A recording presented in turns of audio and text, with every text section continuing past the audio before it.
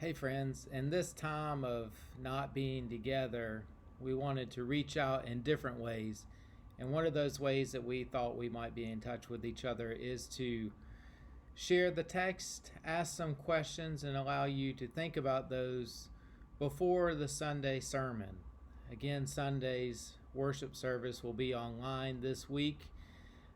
I'm grateful to the team who is helping to put that together. I've heard many of you comment that it was professionally done and well done and things of that nature, and all of that is due to the work of Brian Granstra and Keith Schneider and a few other people who are working to put that service together.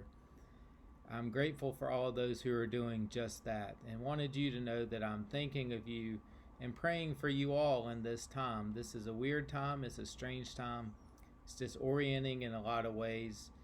And know that I am keeping you in prayers, and I'm grateful for you keeping each other in your prayers as well. The text for Sunday morning is one that may be familiar to many of us. It's the story from Ezekiel chapter 37, the story of the valley of the dry bones. It's a great text, and usually it's one that's read at Pentecost, but this year it's also given to us for the fifth Sunday of Lent. Lent can sometimes feel like a dry time, especially in the fifth Sunday as you move closer towards Palm Sunday and Easter. It's a story of hope, it's a story of resurrection, it's a story of God doing things in new and unexpected ways that the people had not quite imagined. So I'll read the text just now, and then I have a few questions for us all to ponder as we move ahead. Here it is, Ezekiel 37, verses 1 through 14. The hand of the Lord was on me, and he brought me out by the Spirit of the Lord, and set me in the middle of a valley.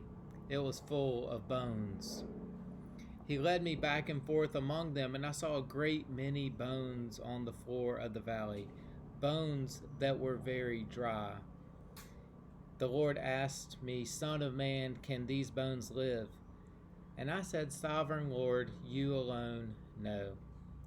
Then the Lord said to me, Prophesy to these bones and say to them, Dry bones, hear the word of the Lord.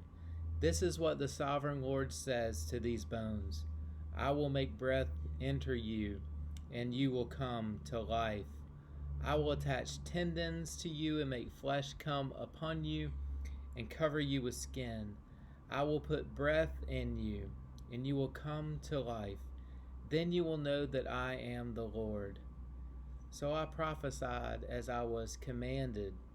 And as I was prophesying, there was a noise, a rattling sound, and the bones came together, bone to bone.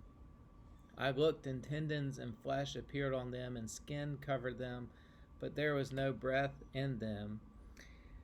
Then the Lord said to me, Prophesy to the breath, Son of man, and say to it, This is what the Sovereign Lord says. Come, breath, from the four winds, and breathe into these slain, that they may live. So I prophesied as he commanded me, and breath entered them. They came to life and stood up on their feet, a vast army. Then the Lord said to me, Son of man, these bones are the people of Israel. They say, Our bones are dried up, and our hope is gone. We are cut off. Therefore prophesy and say to them, This is what the Sovereign Lord says. My people, I am going to open your graves and bring you up from them. I will bring you back to Israel. Then you, my people, will know that I am the Lord when I open your graves and bring you up from them. I will put my spirit in you, and you will live.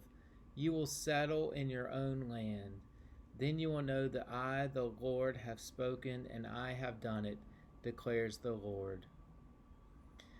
Some questions that I have for you to think about as you hear these words. First, I invite you to go back and read the text again, Ezekiel 37, verses 1 through 4. And some questions to think about. When is a time that you have felt spiritually dry? When have you found yourself in the valley of dry bones? When have you had the Spirit of God breathe on you in new and unexpected ways? And how do you think God is breathing His Spirit on us in this time, in this strange and weird time that we find ourselves? How do you think God is moving among us as a church and as individuals? These and other questions might help you consider the text before Sunday. They might help you wonder the ways in which the Spirit is at work. They might attune our eyes to be on the lookout for the ways that God is at work among us. I do know God is at work, and I do know that the Spirit is guiding us and leading us in many ways. And again, I'm grateful to each of you. I'm grateful for your support. I'm grateful for your faithfulness, and grateful for the ways that God has brought us all together. Thanks be to God for that gift, and I look forward to being with you on Sunday morning. Peace.